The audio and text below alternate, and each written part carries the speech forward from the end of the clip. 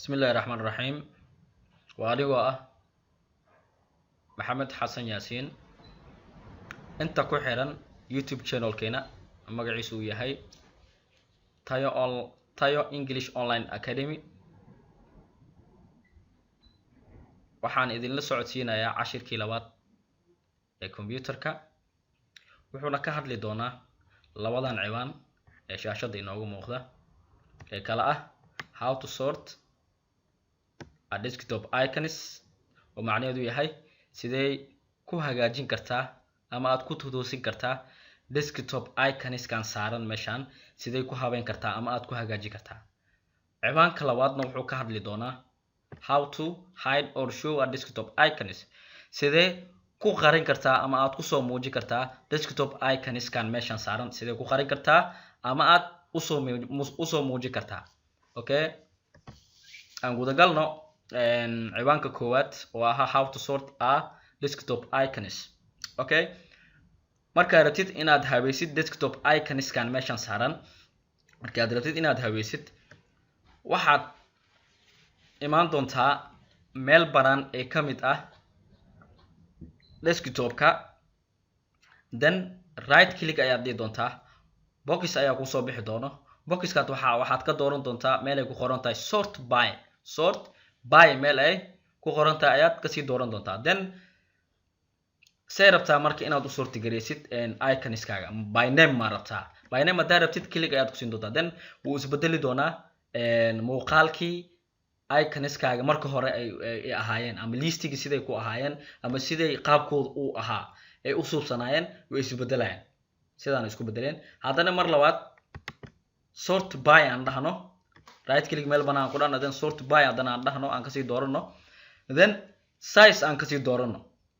habeentiina ha noqoto xajmi ahaan aanu habeeno iconska saaran desktopka si xajmigooda macnaha midba midka oo ka xajmi weyn yahay ayuu kasoo kormari doonaa.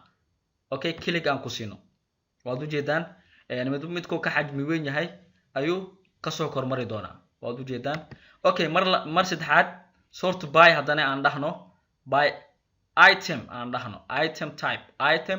type nooca itemka uu yahay haddana aan u sorti gareyna ama aan u hagaajino, nooc walbaba iconka nooc walbaba uu yahay aan u sorti gareyno macnaha. Okay, haddana sort by aan dhahno, date modified waqtiga la abuuray, shayga ugu dambeeyay ee desktopka saaran, waqtiga ugu dambeeyay ee la sameeyay desktopka iconska saaran, kee ugu dambeeyay waxa la soo saaro desktop iconska, waxa la soo saaro waqtiga ugu dambeeyay ay Soomaa. aniga waxaan ugu dambeeyay shaygan ama iconkan oo noociisu uu yahay wordka uu ku qoran yahay magaca Cabdallah. Okay, mar labaad aan ku celino, marka aan rabno sort inaan suubino sort icons ama markaan rabno iconska desktopka saaran inaan habeeno, markaan rabno ama markaan rabno inaan toosino, meel banaan ee desktop ka mid ayaan click ku siin doonaa, then waxaan ka dooran doonaa sort by meel ay ku qoran tahay sort by name aan doorano, magac ahaan aan u sorti gareyno. waa ujeedaan sidii ay ahayd ma ahane muuqaalkii wuu isbedelay desktop iconska. Okay, haddana right click aan dhahno meel banaan oo desktopka ah, sort by aan dhahno, haddana by size aan dhahno, xajmi ahaan aan haddana u sorti gareyno ama aan u habeeno. Okay, haddana right click meel banaan oo desktopka aan ku dhahno, sort by aan kasii doorano, item type aan kasii doorano, haddana waad ujeedaan midba midkoo macnaha nooco ay iskugu mid yihiin ayuu ka kormari doonaa. Okay, sortiga ugu dambeeya waa sort of date modified haddana click aan ku siino, waad ujeedaan waqtiga ugu dambeeyay desktop iconska, waqtiga ugu dambeeyay kii ugu dambeeyay ee macnaha desktopka la soo saaro, waqtiga ugu dambeeyay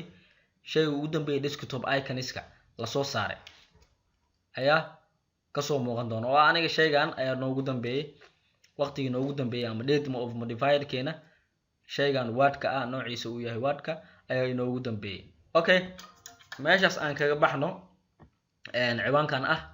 how to sort a desktop icons, aan halkaas kaga baxno. Okay, ciwaanka kale oo noo xigi doona magaciisa waxaa la dhahaa how to hide or show a desktop icons, desktop iconska sidee u qarin kartaa ama aad u soo muujin kartaa. desktop iconskan ee meeshan saaran sidee u qarin kartaa ama aad u soo muujin kartaa sidee u qarin kartaa ama aad u soo muujin kartaa desktop iconiska oo meeshan saaran okay waxaan u qarin karaa desktop iconiska saaran desktopka iconiska saaran waxaan u qarin karaa anigoo marayo wadada soo socoto oo ah meel banaan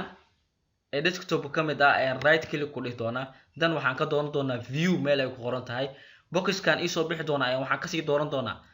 show desktop icons hadda waxaa noo saaran calaamada checkboxka ama saxda noo saaran saxda haddii aan ka qaadno desktop iconiska way qarsami doonaan oo ujeedaan desktop iconiska way qarsameen desktopka wuxuu noqday meel banaan oo ever ah ayuu isku bedelay sida ujeedaan markaan rabo inaan soo muujiyana isla wadadii aan qaaday haddeertaan aan qaadayo oo ah meel banaan oo desktop ka mid ah inaan right click ku dhaho then view aan kasii doorto view markaan kasii doorto ama checkboxka aan saaro show desktop icons si automatically ah way ii soo noqdeen desktop iconiskayga ama way ii soo muuqdeen okay haddaan rabo inaan qariyo mar labaad haddaan rabo inaan qariyo desktopka ayaan meel banaan right click ku dhihi doonaa view ayaan dhihi doonaa view waxaan kasii dooran doonaa ama aan checkboxka aan ka qaadi doonaa show desktop icons meel ay ku qoran tahay ayaan checkboxka qaadi doonaa checkboxka macnaheedu waxay ka dhigan tahay inuu muujisan yahay markii checkboxka laga qaado waa hide way qarsamayaan saa ujeedaan desktopka wuxuu noqday meel banaan oo eber ah okay haddaan rabo inaan soo muujiyo isla wadadii haddaan marayaa meel banaan oo desktop ka mid ah right click ku dhahaya then view ayaan kasii dooranaya waxaan kasii dooranayaa show desktop icons marka labadeena cibaan oo kala ahaa how to sort desktop iconsna waan isla fahamnay waxaan kaloo cawada aan isla fahamnay cibaanka kaloo ah how to hide or show a desktop icons ayadana waa isla fahamnay okay cashirkeena cawada halahaas ayuu ku ekaan doonaa hadduu ilaahay idmo cashirada kaloo soo socdana hadduu ilaahay idmo ayaan isku arki doonaa waxaan marka is xasuusinaynaa in channelka aadan ka haqabtirin subscribe-ka like-ta iyo share-ta waxaa kaloo aan is xasuusinaynaa wixii su'aal aad qabtid inaad inoogula soo wadaagtid qaybta commentiga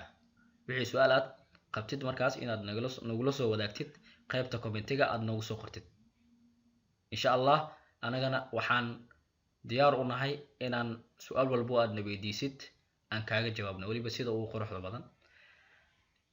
waxaan idin leeyahay assalaamu calaykum waraxmatullaahi wabarakaatuh bye bye